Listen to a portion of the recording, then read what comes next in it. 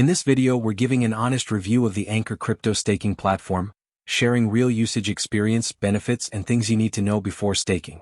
Ankr offers liquid staking, letting you stake tokens like ETH, AVAX, Matic, BNB, and FTM while receiving derivative tokens such as Ankr ETH that represent your staked assets plus rewards. This lets you retain liquidity and even use your staked positions in other DeFi protocols. Ankr handles the validator infrastructure, so you don't need to run your own node, and they claim to select trusted validators to minimize risks like slashing. Many users appreciate that you can stake without hitting high minimums and still earn competitive rewards, typically around 6 to 8% APR on major coins. However, there are important caveats. Unstaking can sometimes be delayed or require special steps.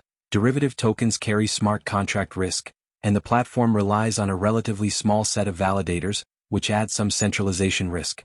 As with all crypto protocols, market volatility, regulatory uncertainty, and potential protocol changes remain concerns. Overall, Ankr is a solid choice for experienced crypto users who want flexible staking and steady rewards, but beginners should proceed cautiously and understand the mechanics.